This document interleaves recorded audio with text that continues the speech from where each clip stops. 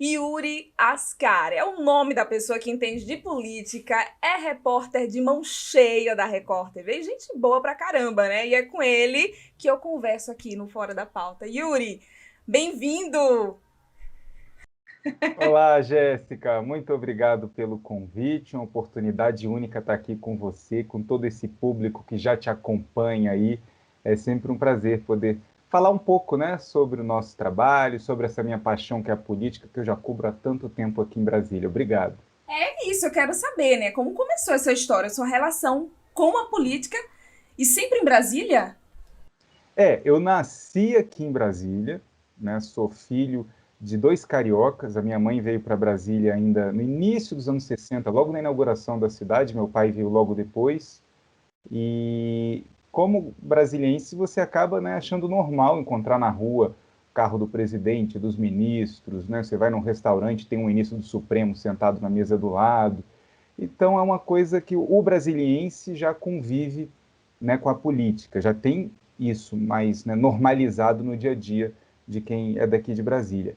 E no meu caso, as minhas famílias, tanto de parte de mãe como de pai, os avós, sempre discutiram muito política, sempre foi um tema que estava presente no almoço, no jantar, no domingo, nas brigas entre aqueles, né, os mais conservadores, os mais liberais, os mais socialistas. Então sempre tinha para todos os gostos, né? Então a discussão política na minha família sempre foi muito grande.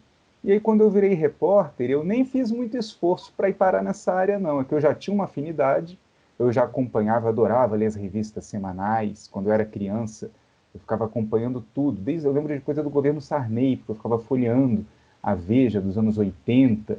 Então, eu sempre gostei muito de acompanhar a política. E quando eu entrei na redação pela primeira vez em 2005, eu logo acabei caindo na editoria de política e por aquelas coincidências do destino acabei indo cobrir a primeira grande pauta, foi o mensalão, né, do PT em 2005. Eu estava na Câmara dos Deputados quando o Roberto Jefferson, que era deputado na época, fez a denúncia no Conselho de Ética e ali começou toda a crise do mensalão. Você teve ali a CPI dos Correios também, o pessoal já apostando que o Lula se enfraqueceria e não conseguiria disputar a reeleição. Aí eu já foi minha estreia na cobertura política, já foi no mensalão. E depois acompanhei julgamentos do Supremo, né?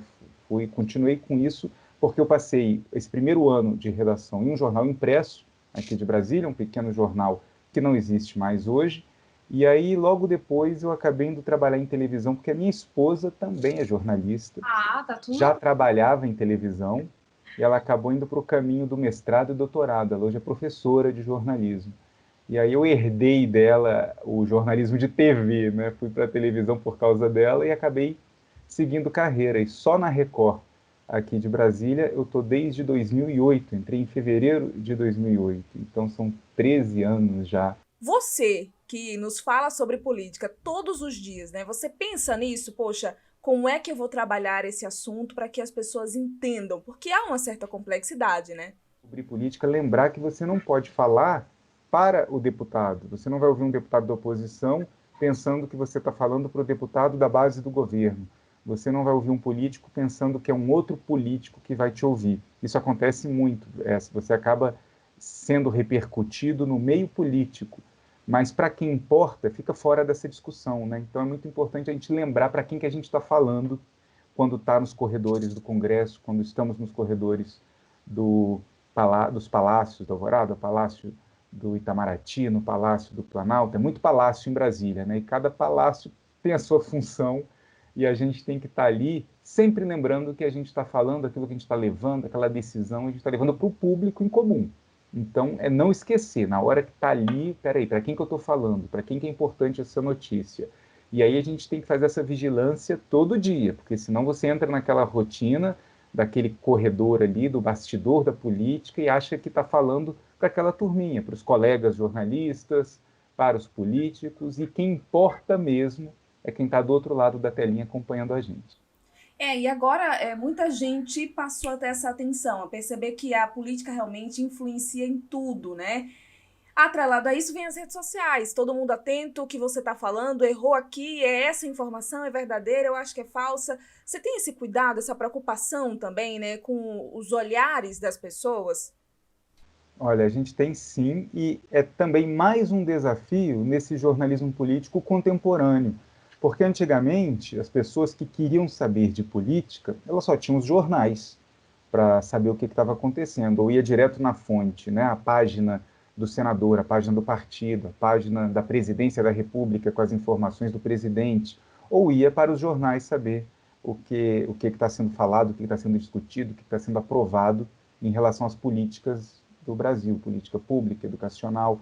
E aí, hoje, você tem essa informação instantânea das redes sociais que acaba favorecendo, né, essa circulação de fake news, de notícias que não são verdadeiras. Cada vez mais a gente tem esse desafio.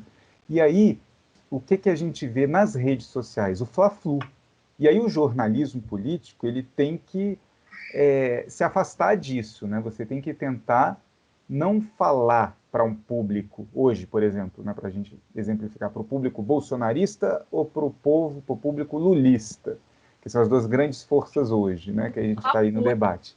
E tem a terceira força que não tem um nome, mas é aquele que não quer nem o Bolsonaro nem o Lula, e está esse pessoal se achando, se organizando e vendo se lança uma alternativa.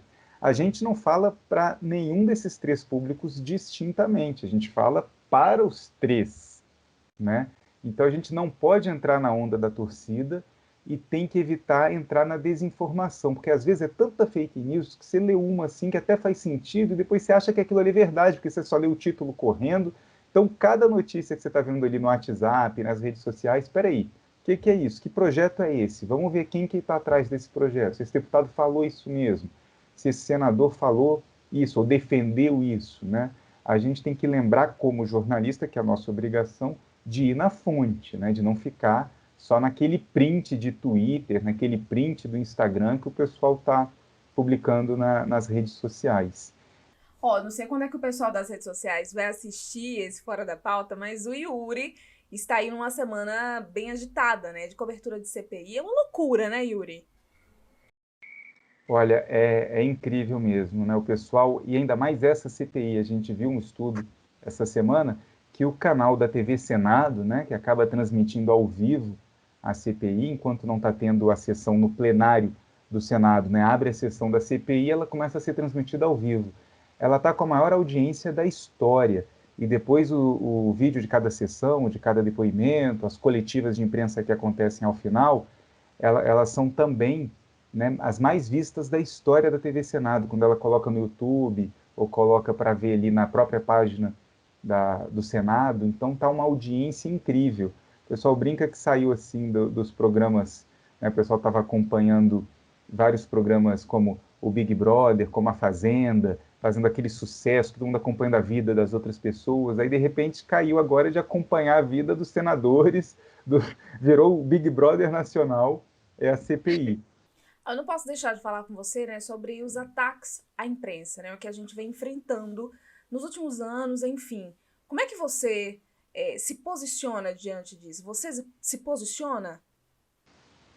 Olha, a gente tenta não se posicionar no momento, quando você está cobrindo a manifestação e vem, né, o pessoal agredindo, vem para cima. Então você tem que sair dali, não discutir, que não adianta nada ficar provocando também as pessoas, né?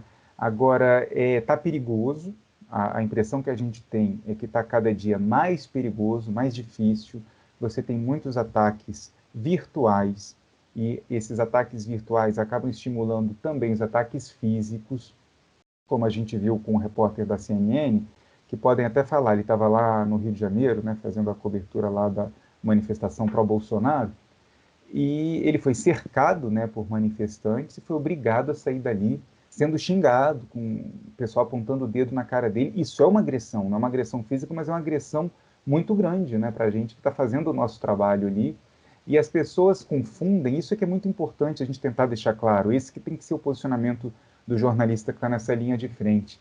Se você não concorda com a linha editorial, se você não concorda com o jeito que a imprensa está fazendo a cobertura, não é o repórter lá na ponta que decide essa linha editorial, ele está fazendo o trabalho dele na ponta, né? Eu ouvi de uma colega minha que era como se você é contra o iFood. Então, passou o motoboy com entrega do iFood, eu vou lá bater nele, brigar com ele, porque eu não gosto do iFood, não gosto do serviço do iFood, acho que ele explora os trabalhadores, e aí eu vou bater no trabalhador. Quer dizer, não adianta, né? A agressão ao jornalista, não é o jornalista que decide a linha editorial, o que entra com mais destaque ou que entra com menos destaque em cada jornal, e aí eles trocam, né? Vê ali o repórter da Globo, o repórter da CNN, o repórter da Record, do SBT, e fala: eu não gosto do que a SBT fala no jornal, eu não gosto do que a Globo fala no jornal. Não vai ser agredindo esse repórter que está na rua que a linha editorial de algum veículo de imprensa vai mudar, né? Então as pessoas têm que entender que como é que elas podem cobrar um jornalismo de qualidade se elas não concordam com o jornalismo que está sendo feito agora, dando audiência para o que eles consideram o melhor jornalismo, né? Você já pensou em fazer, além da política, ir para outra área? Pensou em sair da política já, experimentar outra coisa? Olha, eu já fui apresentador também, né, na TV Brasília, que foi a primeira televisão que eu trabalhei. Eu cheguei a apresentar 2 programas, um de entrevista e o jornal local. E eu gostava de tudo, eu gosto de contar histórias, né? O jornalismo local sempre é um prazer fazer, porque ele foge um pouco dessa burocracia, da chatice, das leis, né? E você consegue contar histórias interessantes e às vezes ver o resultado prático de uma denúncia que você faz, né? Da falta de vaga de UTI, da falta de recolhimento de lixo em um bairro, de uma ponte que está estragada há 1 ano e ninguém faz nada para consertar a ponte. Então, toda a área do jornalismo é fascinante, eu gosto de tudo isso. E Brasília? Pensa em sair de Brasília? O que você pensa do futuro para você, enquanto profissional? Olha, não penso em sair daqui não, mas se você quiser me convidar para ficar aí um tempo, viu, nessa cidade maravilhosa, com esse litoral fantástico, né, não tem problema não. Nunca pensei assim, não vou sair de Brasília de jeito nenhum.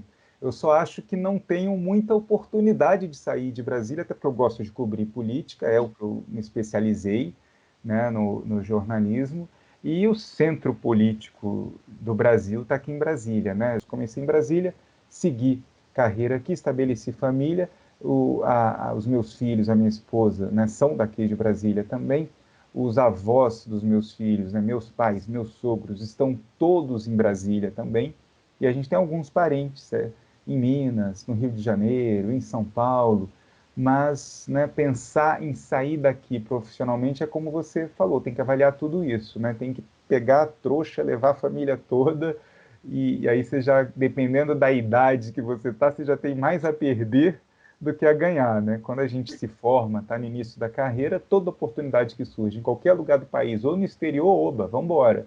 Depois de um tempo, você já tem que ficar avaliando com mais cuidado cada proposta dessa. Mas não que elas tenham surgido para mim, não, viu? Mas você é bem jovem, né? Quantos você tem? Fala pra gente.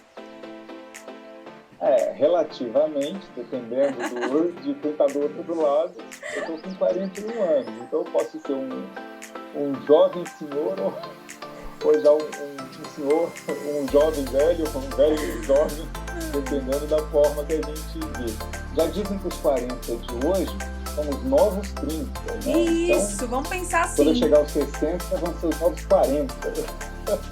Vamos pensar assim, porque daqui a pouco eu chego nos 30 e eu quero muito pensar que os 30 são justamente os 20. Então eu tô nessa, viu, Yuri?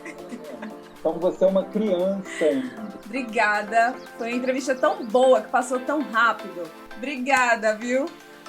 Por você ter dado seu tempo aqui pra gente. Eu sei que é muito agitada a sua vida.